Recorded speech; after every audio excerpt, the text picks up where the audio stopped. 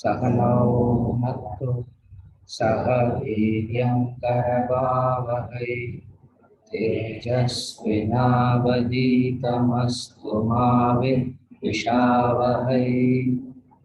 ॐ शान्ति शान्ति शान्तिः।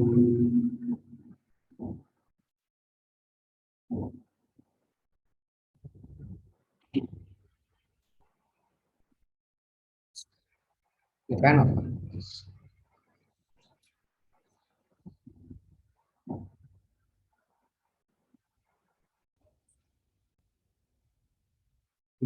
Good.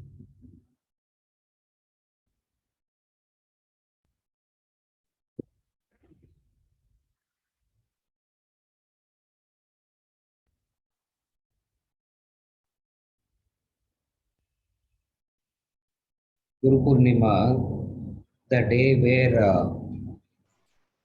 our gratitude is shown to the entire Guru Parampara. We show our gratitude, we show our regard, our respect to the entire Guru, to the entire Guru Parampara. The Guru Parampara means our Guru, and that Guru had a Guru, and that Guru had a Guru, and you keep going backwards, and you keep going backwards, backward. You finally hit the first Guru. You keep going back. Where do you hit? You hit the first Guru. And who is that first Guru? Brahman itself is that first Guru. Because who else can be the first Guru? So you go backwards. Who's the first Guru? So the entire Guru Parampara starts from Brahman as it were, and right through it is Brahman, and the Guru today is also that same Brahman. That is the Guru Parampara. By Parampara we mean an unbroken lineage, and Parampara also means a unbroken tradition. A lineage and a particular lineage and a particular tradition. Both together is called the Parampara. The lineage we understand. From one the Guru to the Sishya. The lineage that we understand. The lineage is unbroken. The tradition is also unbroken. So what is the unbroken tradition of the Guru Sishya Parampara? The unbroken tradition of the Guru Sishya Parampara is the entire relationship is based on Shraddha. The entire Guru Sishya relationship is based on Shraddha. For there is no other quality that can keep this relationship going. It is purely a Shraddha. Why do we call it as purely a Shraddha and not anything else? It is purely based on Shraddha because the very subject matter is Shraddha based. In all other relationship, there is a transaction, and where there is a transaction, you don't need Shraddha. Again, I repeat. In all relationships, there is a transaction. Where transaction is possible, you don't need Shraddha because the very transaction is the relationship. When it comes to the Guru and Sishya, what is the unbroken tradition? It is known as Shraddha. As we say in the Bhagavad Gita, Shraddhavan labate jnanam. The person of Shraddha alone gains knowledge. And what is the nature of Shraddha? What is the quality of Shraddha? The nature, the quality of Shraddha is such that because of shortage of English words, we have to translate it as faith. Shraddha in English is translated as as faith, but wherever, since there is no other word, we have to use it as faith.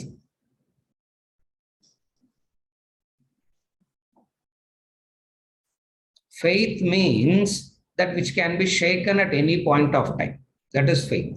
Shraddha means that which cannot be shaken at any point of time.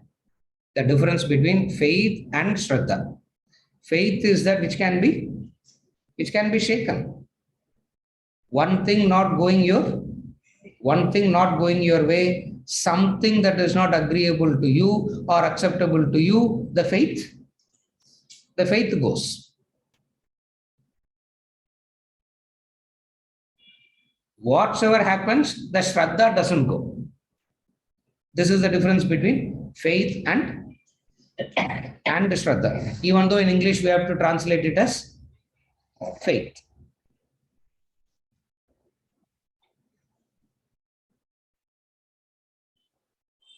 A relationship that is based on faith is no relationship. Why? Because it is on a very flimsy ground. Even though it may look like a wonderful relationship, it's very fragile. It's on a very flimsy ground. Why? It can be broken. Anytime it can be broken. Anytime it will fall apart. And what is Shraddha? Shraddha is that which doesn't fall apart at all. What makes Shraddha? Shraddha is born of a conviction. What is the conviction? You are in ignorance, and this is the source of knowledge. That's all. You are in ignorance, and this is the source of knowledge that can help you to get out of your ignorance. Shraddha is a conviction that light alone can remove darkness. That is Shraddha. Again, Shraddha is a conviction. What is conviction? That of the various ways in which darkness can be removed, we cannot say light is one method. What are the various ways by which darkness can be removed? There is only one way by which darkness can be removed, and that is light. So the conviction that light alone can remove darkness is called Shraddha. The moment you say there are very many ways by which darkness can be removed, of the very many methods, one is light. Abdinna, no Shraddha. No Shraddha. Because, correct, no Shraddha. Why? Because as you are doing this, you will be checking on other things also. As you are doing one thing, you will be checking on the other factors to make sure whether, okay, if plan A doesn't work, you can have a plan B. If plan B doesn't work, you can have a plan C. With Guru, you can't have plan A, plan B, plan C. There is only one. What is that one? Shraddha. So, Shraddha has got nothing to do with the teacher. Shraddha has got nothing to do with the Guru. Shraddha must be the quality of the student. That's all. Shraddha is not dependent on the teacher. Shraddha is entirely dependent on the student. A faith that is dependent on a personality is no faith at all. Again, a faith that is dependent on a personality can never translate into Shraddha. Why? Personality means limitations.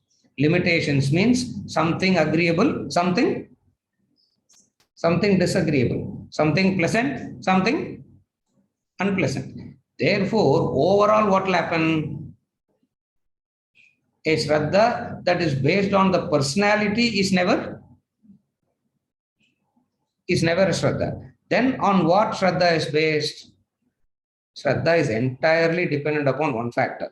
The factor of I am ignorant, and knowledge is the Solution for ignorance.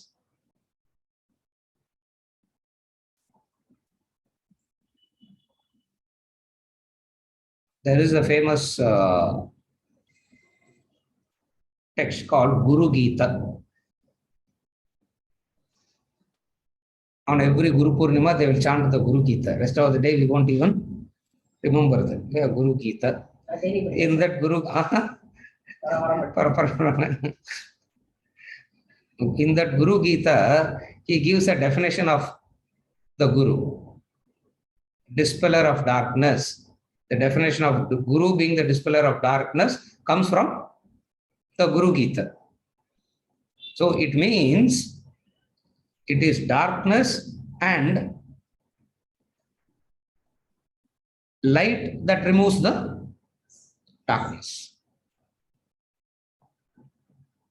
In order to remove the ignorance, that person must be wise first.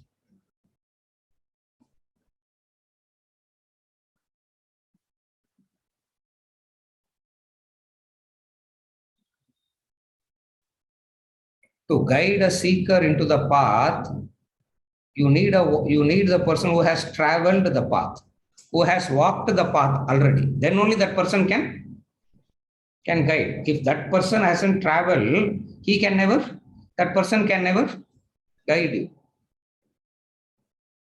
That's why traditionally we don't use the word guru. Traditionally we use the word acharya. Wherever we refers to the teacher, we don't use the word guru a lot. Guru like pada. Yeah. And you have guru for everything nowadays, isn't it? Yeah, you have a management guru, you have a dance guru for everything. Guru for everything.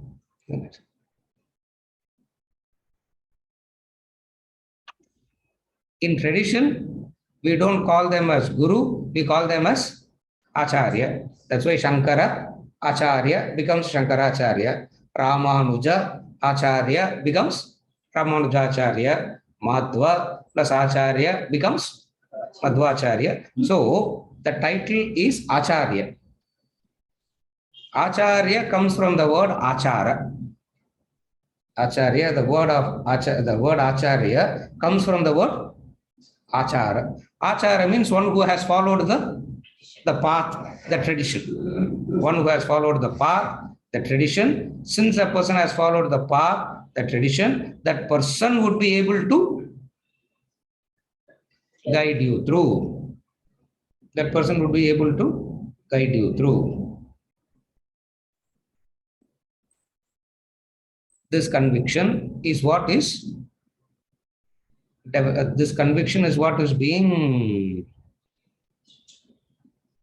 we try to remember on the Guru Poornima.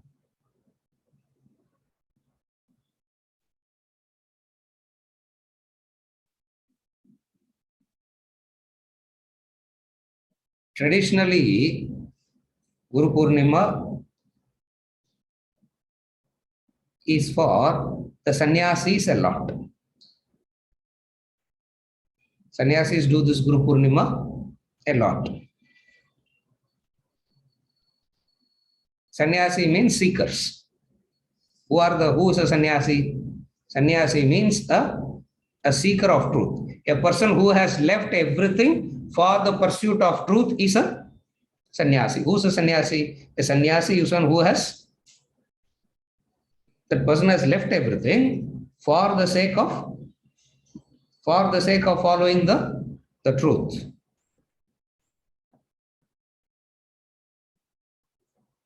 What they do as what they call as the Chaturmasya.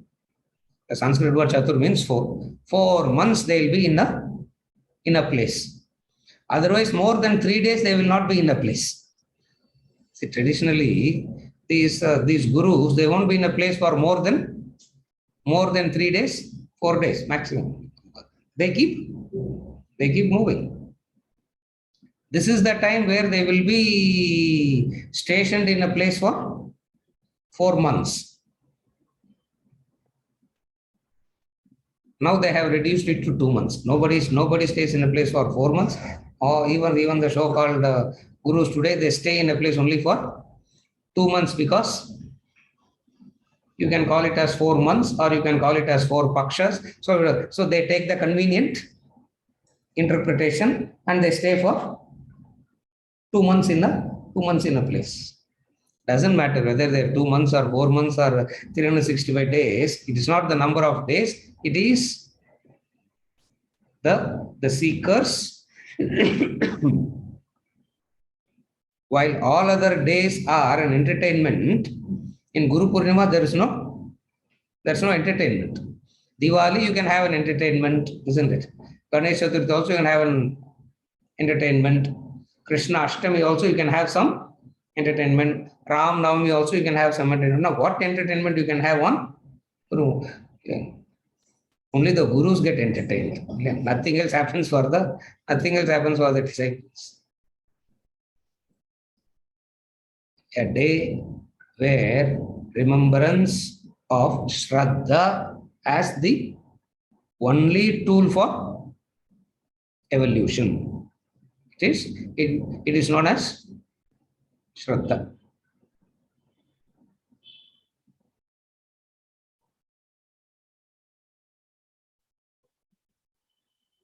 The challenge of the Shastras is how to develop this Shraddha. How to develop this Shraddha. Very easy to get infatuated. Shraddha is hard work. Shraddha doesn't come very easily. Infatuation happens very easily. You can get infatuated with the personality, and you can misunderstand that infatuation to a personality as Shraddha. Infatuation happens easily. Shraddha takes a lot of effort. Why it takes a lot of effort? Because in Shraddha, there is nothing that is pleasant. In infatuation, there is a lot of pleasantness. In Shraddha, there is nothing that is pleasant. Why there is nothing that is pleasant?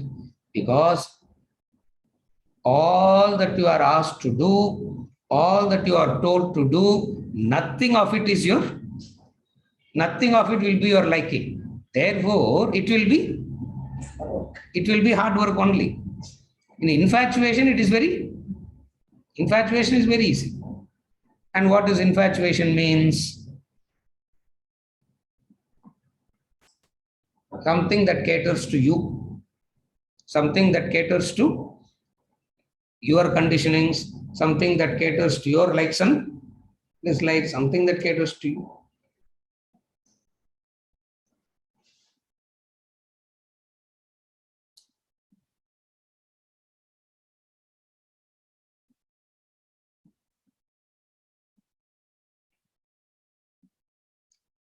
It's not a day of the Guru, it is the day of the Shishya to remember what one has to do. It has got nothing to do with celebrating the Guru. What is that to celebrate?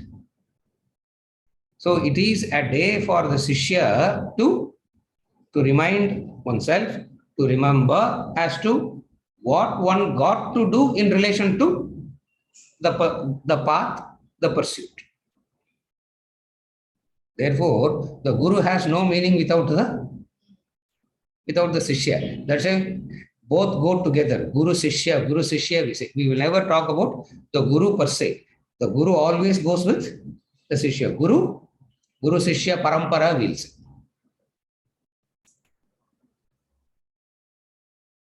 Why do we call it as Guru Shishya Parampara? Whoever you call as a Guru is a Shishya once.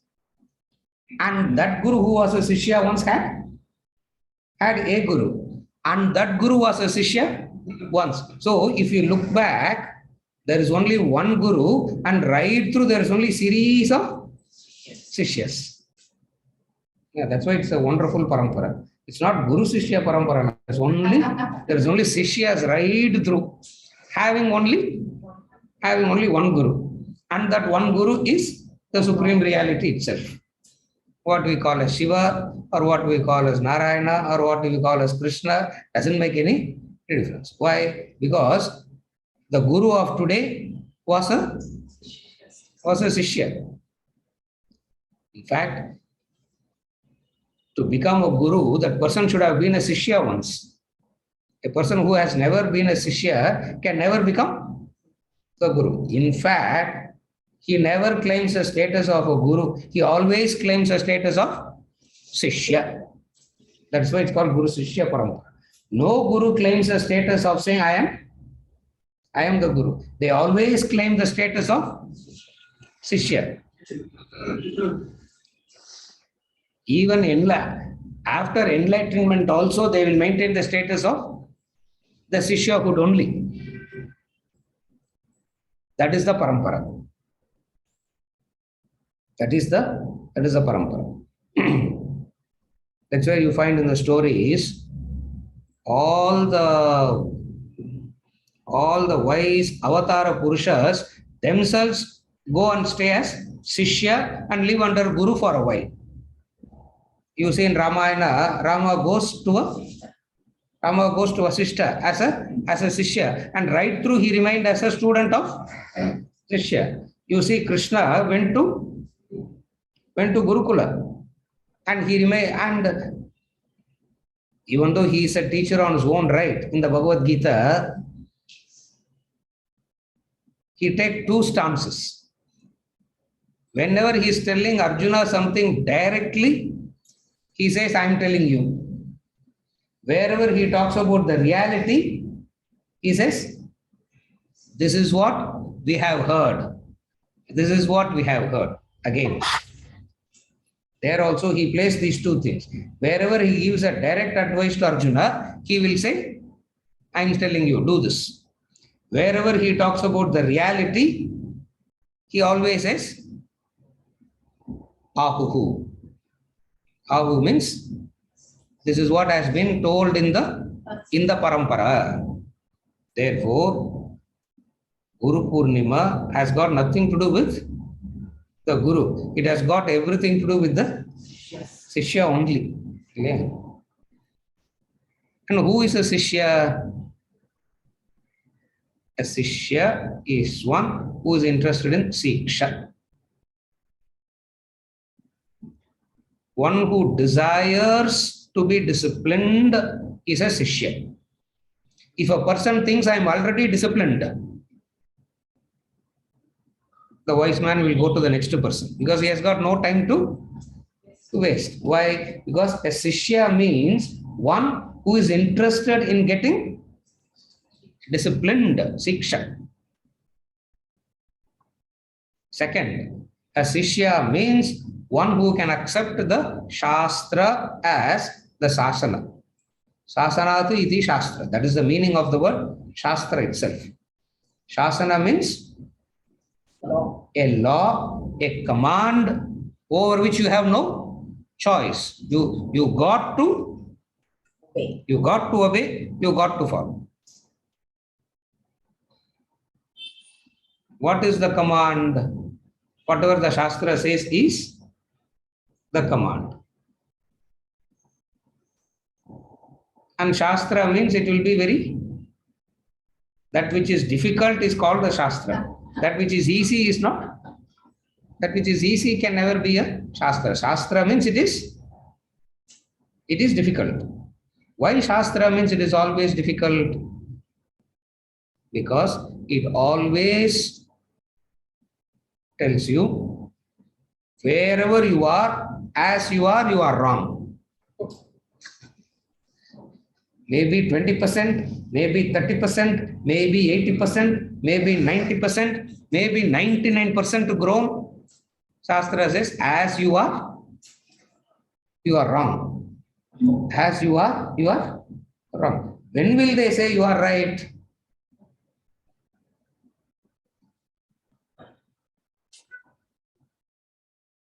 When will they say you are right? After waking up only, they will say you are right. After waking up, you don't need anybody to say that you are right, because you know it by yourself. So what is the what is the difficulty of the Shastra? As you are wrong. As you are wrong means the wrong knowledge, not wrong as in values, not wrong as in morals, not wrong as in ethics, wrong as in ignorance. And what is that ignorance? Trying to make the dream better and better and better, hoping that one day you can be, by making the dream better and better and better, you can get out of the dream one day. So when they say, as you are wrong, what are they actually saying? Wrong, not as in your regular activities. Wrong, not as in your actions or job or career or values. Not about all that. That which is at the root. What is it at the root? What is it at the root? Ignorance. Ignorance is the root.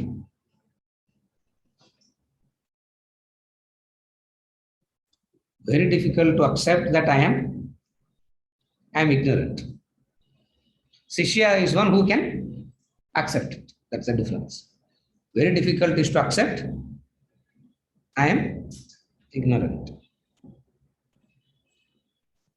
No, sir, I am not that ignorant. Okay, I may be ignorant compared.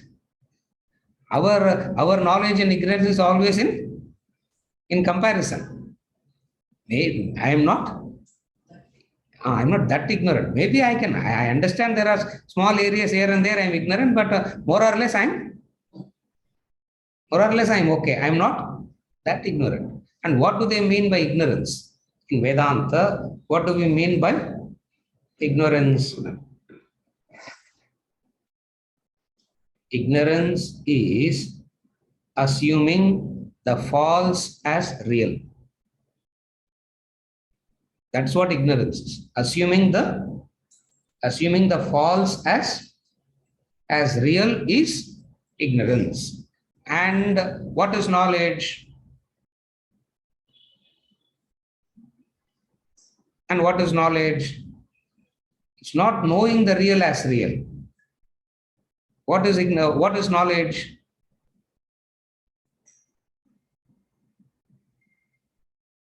Becoming that knowledge. Source of, sorry? Ignorance is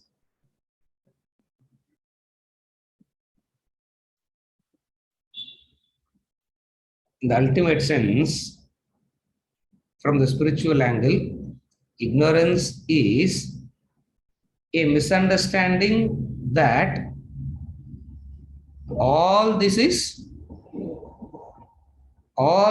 temporary, unreal. We can know it by, we don't need Shastra to come and say the world is temporary.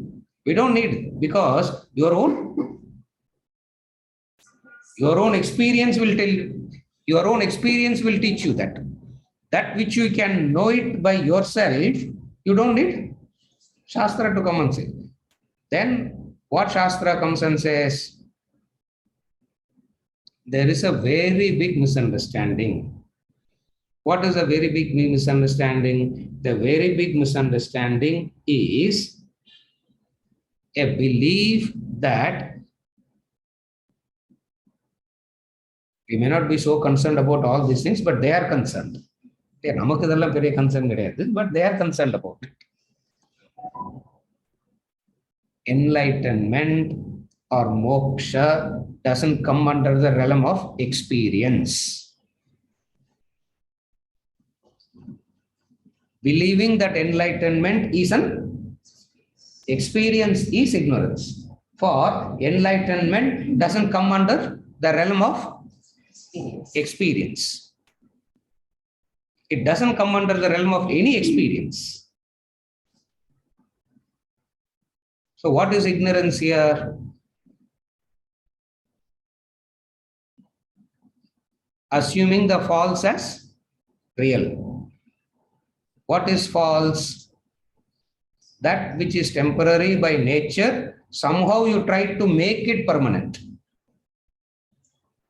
That which is temporary by nature, you try to make it permanent.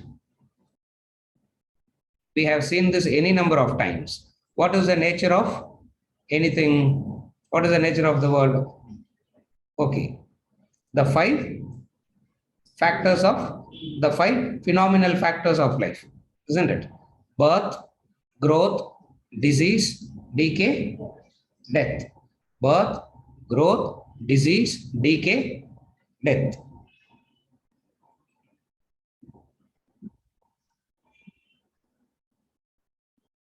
Ignorance at one level is trying to making an effort to make the impermanent permanent. At least you can stretch it, no? At least I can keep it for a longer time. No, that is ignorance at the elementary level of Vedanta student. That is ignorance at the elementary level, not at the level. Because that is kindergarten stuff. Yeah. Sakshi level we will see this. Yeah.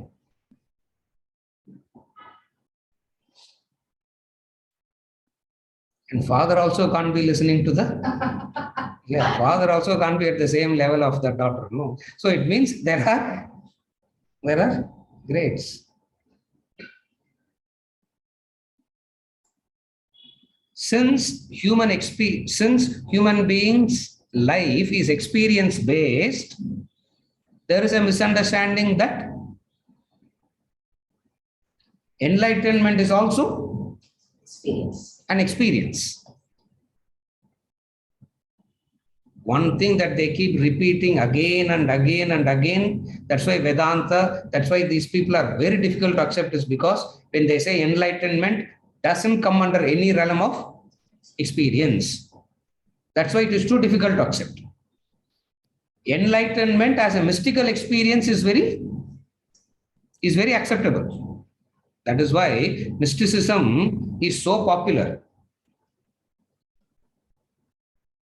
And mysticism is the most easiest way to escape questioning. The moment you bring in mysticism, there's no need to mysticism சொன்னா அதுக்கப்புறம் எந்த கேள்விக்கும் பதிலே சொல்ல வேண்டாம். Any question you can, for no questions need to be answered after that. So what is ignorance? The ignorance is a misunderstanding that enlightenment is an experience. Because of shortage of words,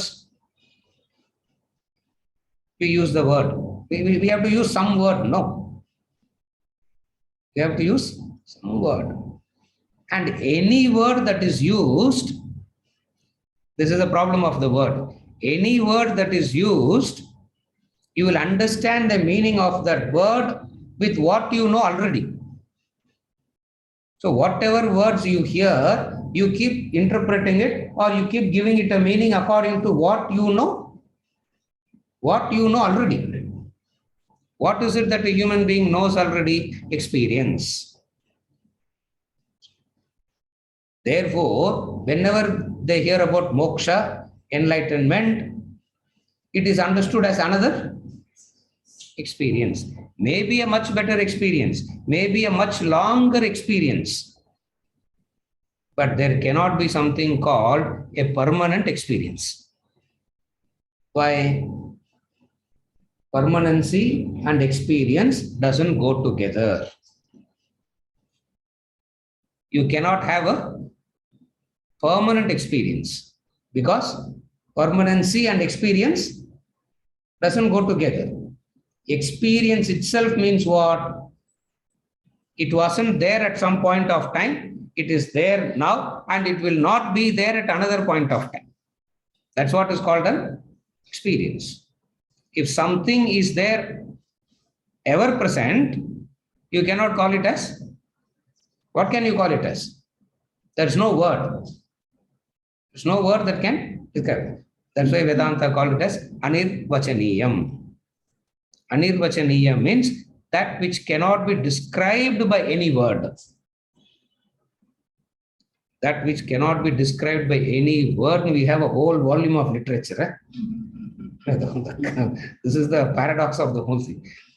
Hundreds and thousands of books are there, all saying only one thing. What? It cannot be described in any word. Why? Because all ignorance is to a misunderstanding that moksha is an experience. Since it is understood as an experience, you seek that experience. The human mind will want that experience. The human mind will seek that experience. Any experience-based knowledge is ignorance. Any experience-based knowledge is ignorance.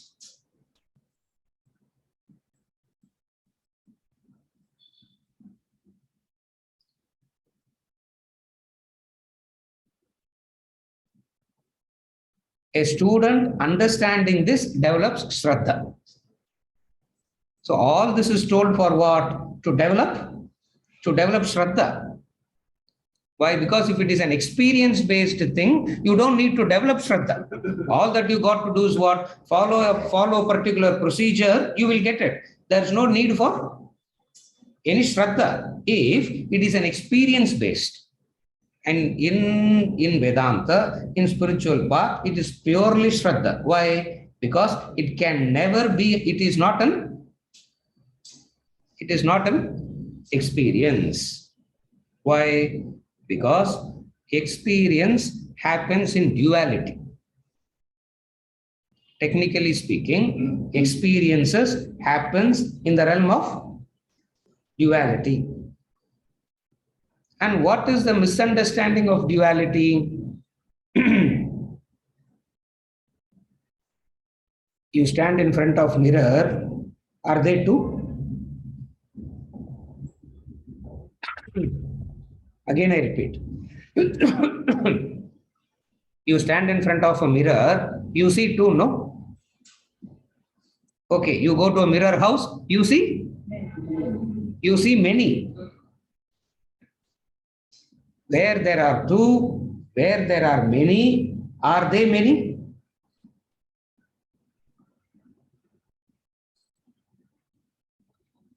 Whatsoever you see, you understand it as you. Again, I repeat. You stand in front of the mirror. Are they two? You are a different person. That person in the mirror is different. And then you go to the mirror house. There are so many yous. Even though there are many, you understand it as non-two. Even though there are many, you understand it as non-two. Why? Because all experiences happens in plurality. The moment there is duality, it cannot be dual. Duality very soon will turn into plurality. That is why traditionally there are only two systems, Dvaitam and Advaitam. Yeah, there is no special now. Special came in between, special came. There is Dvaitam, which is plurality, and then there is Advaitam, which is non-plural. It's non-plural because the moment there is two, the two instantly becomes many. The two instantly becomes many.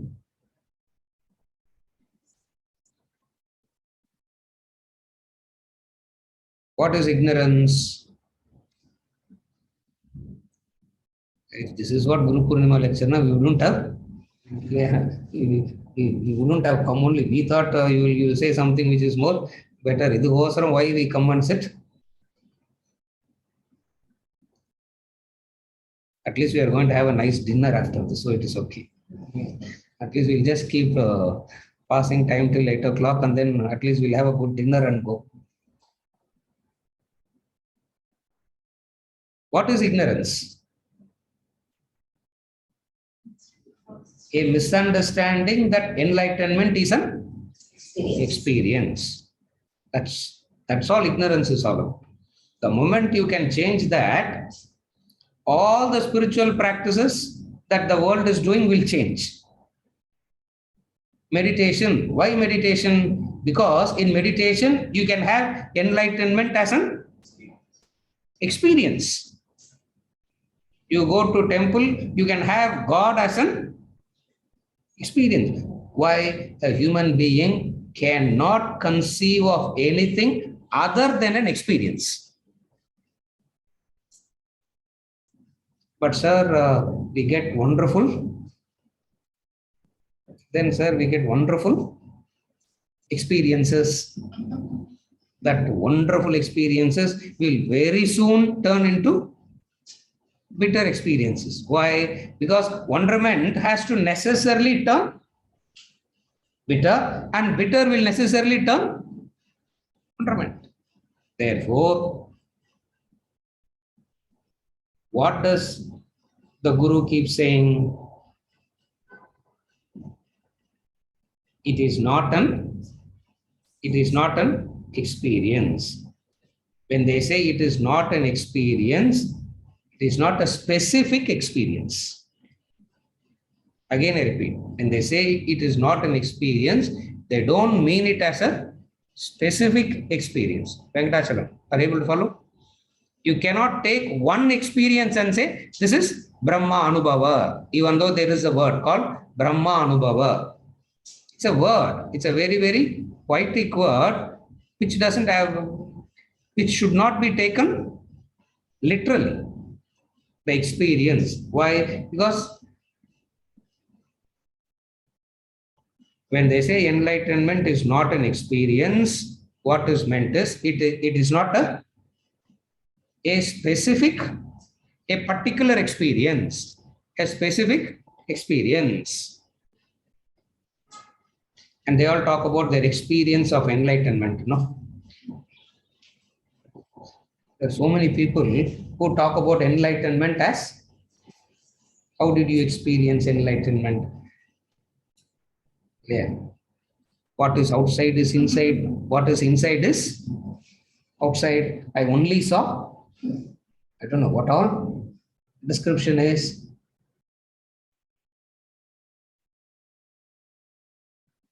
The Shastra says, go back. Anybody speaks that language, the Shastra says, go back. Go back and start from the scratch. Go back and start from the scratch again. Why? Because you have not even moved out of the very elementary notion. What? That you got to see life beyond your experiences. Your experiences are not the standard for life.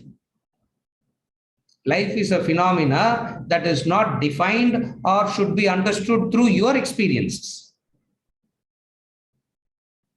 Are you able to follow? How to educate the society on this? How to educate a person on this? They used words. They used words. And when they used words, those words can bring about a lot of misunderstanding, and they kept on removing the misunderstanding. A word will be said. Wherever a word is uttered, the uttered word doesn't give knowledge alone. The uttered word gives ignorance also. Because it is a combination of both. Now what to do then? Then what to do? That is why they say when the Guru speaks, he uses the words, but focus on that which is not, which is between the words. You don't focus on the words. Okay, and the initial stages simply focus on the words. So you've got to focus on the word first. Because if you miss it, you miss that also. So focus on the word. And when you focus on the word, you understand what.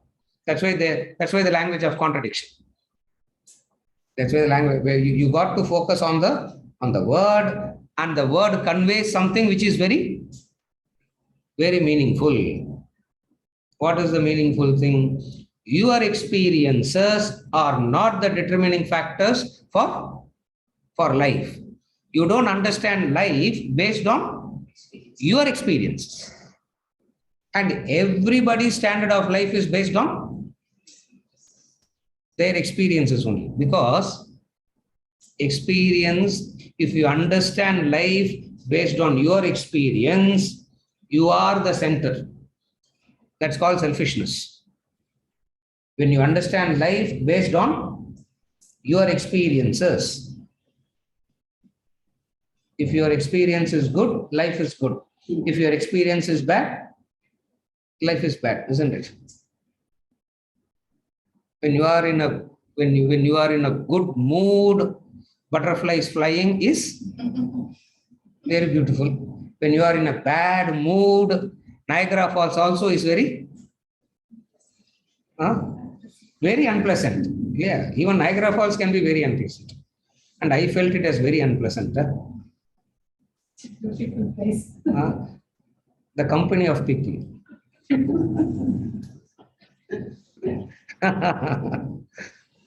He's laughing because he knows.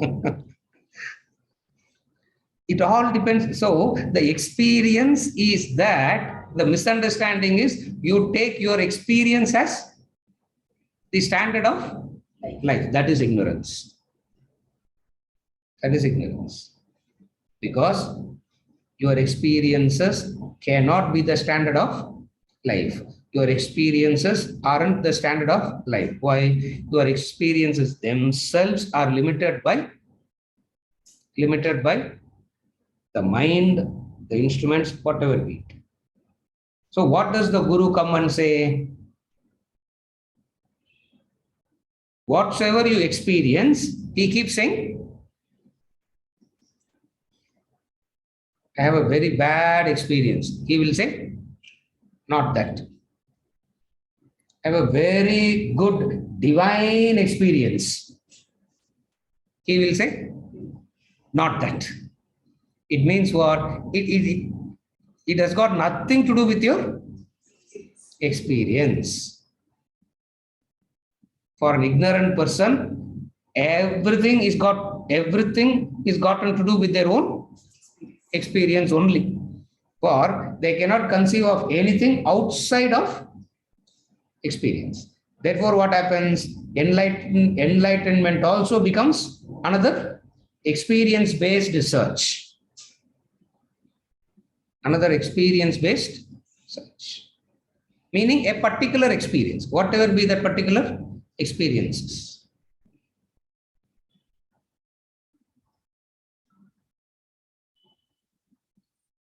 Why I chose this angle of discussion is we are doing Vedanta treatise, Tattvamasi we are studying, no? The last chapter we have come. So at least we should be able to comprehend one or two ideas like this. Even though this is what the real thoughts are all about. So what is it? Don't keep your experiences as the standard. Because all experiences are driven by your conditioning, your limitation. For the state of your mind determines the experience. Reality has got nothing to do with the state of your mind. In an agitated mind, Brahman is different. In a peaceful mind, Brahman is different. Brahman is one and the same. Therefore, what Vedanta says, it takes to two extremes. Either they say, all that you are experiencing is Brahman, or it is not an experience at all. There is no particular experience. Again, I repeat. What do they say? Either you accept all that you experience is Brahman, or it cannot be experienced at all. You cannot have a specific experience called as enlightenment.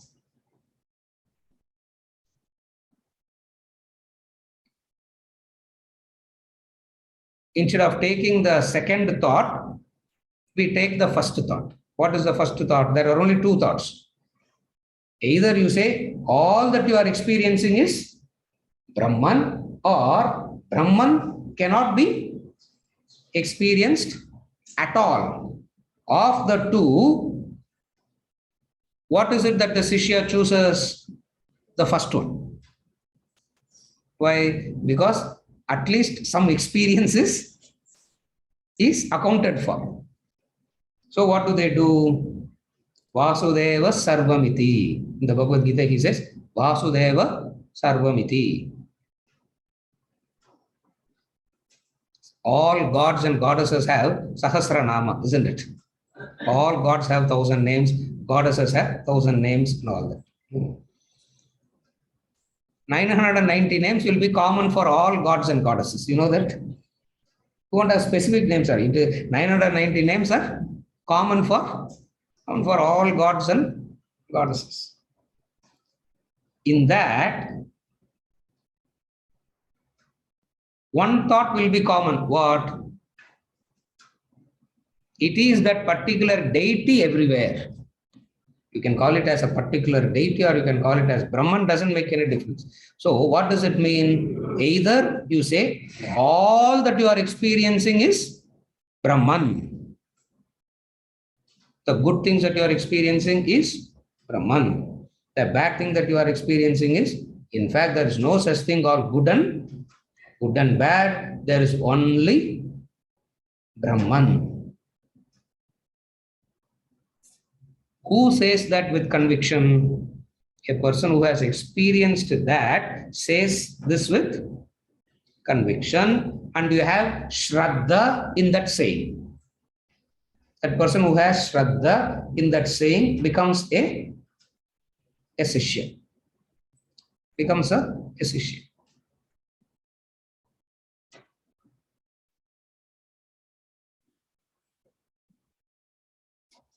And what does the Shishya got to do?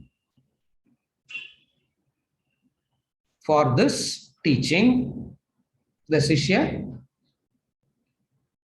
does something in return. That's called Guru, Shishya. And what the Shishya gives back is called Dakshina, offering. It's not fees. Yeah. Fees, na, it is? Fees, na?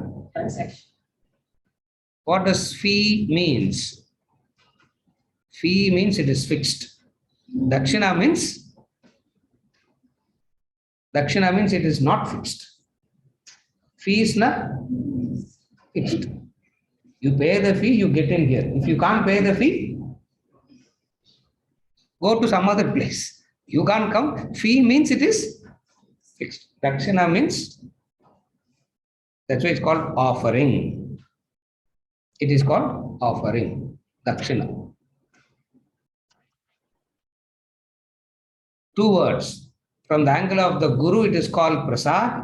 From the angle of the Shishya, it is called Dakshina. But both has one principle in common. What? Something divine in it. Again, I repeat. From the angle of the Guru, it's called Guru Prasad. From the angle of the Shishya, it is called Guru Dakshina. Whether it is prasad or dakshina, something is common. What is it? There is something divine in it. There is something divine in it. It means what? Even in prasad, you don't have a choice. Even in dakshina also, you don't have a choice. Where there is no choice at all is divine. Choice irundhadan confusion. Where there is a choice, there is a confusion, and whatsoever you choose, your mind goes for the mind goes for the other, isn't it?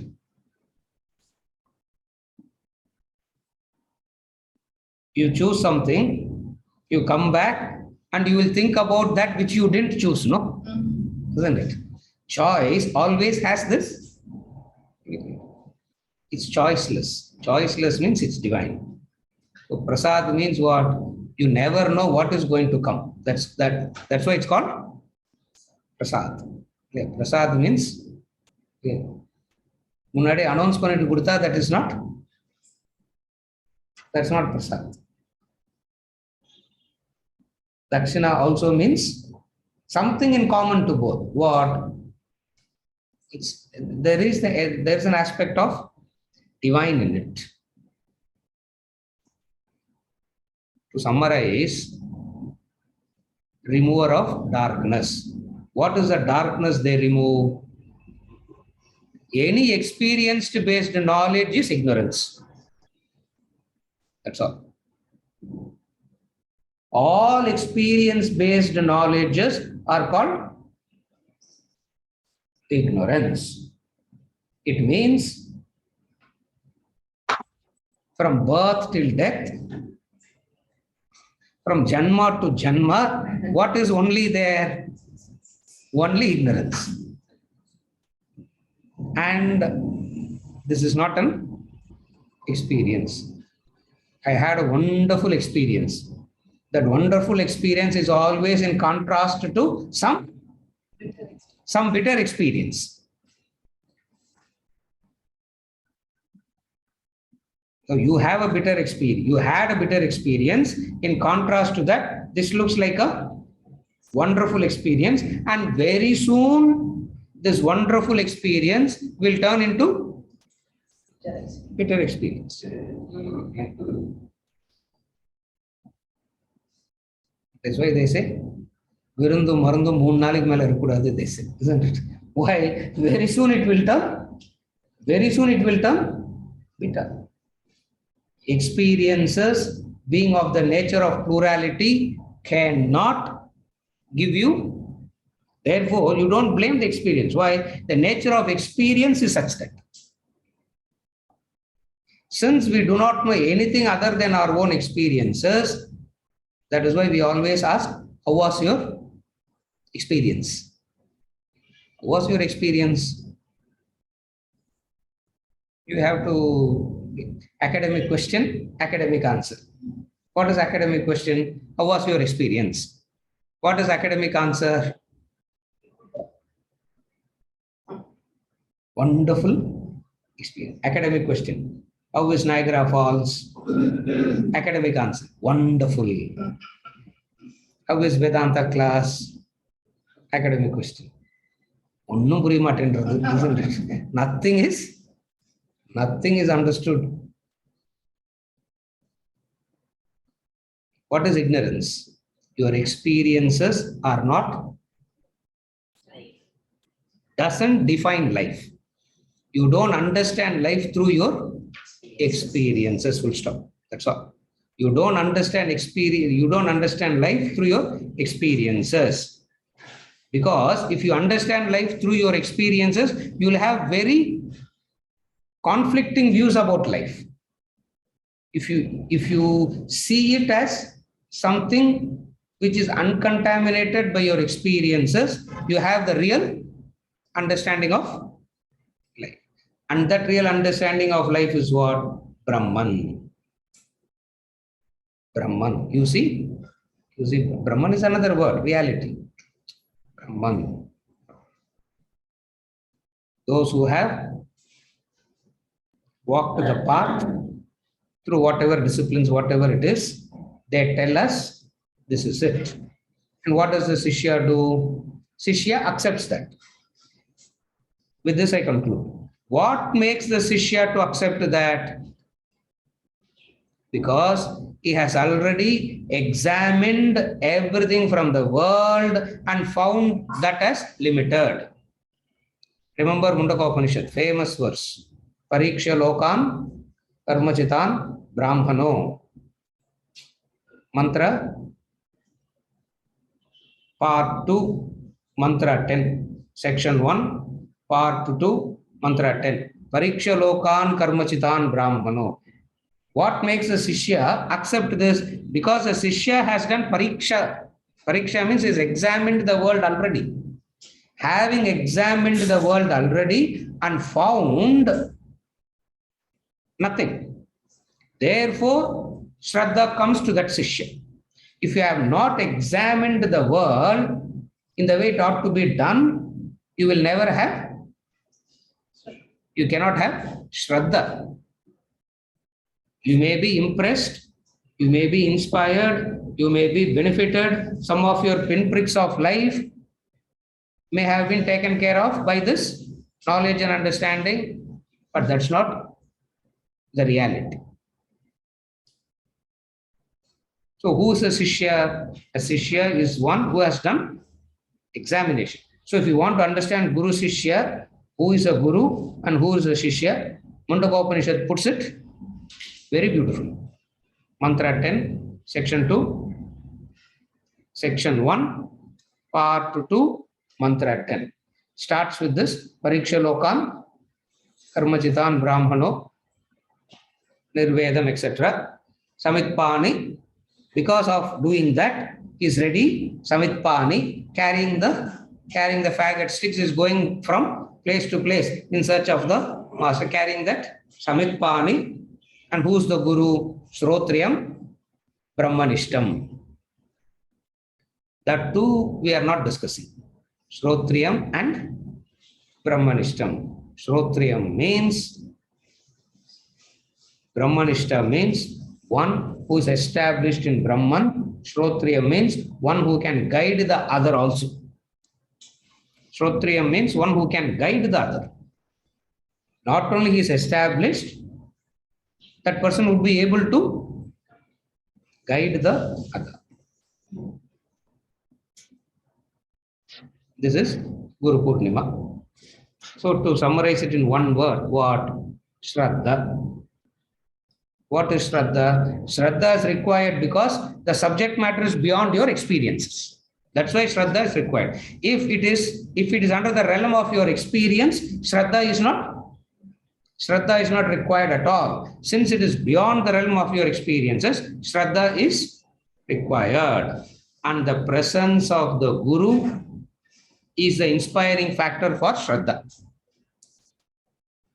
The presence of it's not the teaching that brings Shraddha. The presence is that which brings Shraddha. And Shraddhavan labate jnanam. One who has Shraddha gains. What is that knowledge? What all we have been studying is the knowledge. So,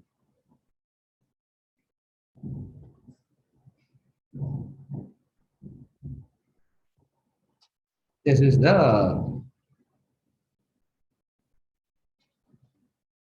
understanding that a person should have in relation to knowledge. Who can talk about it with this conviction? A person who already knows what it is.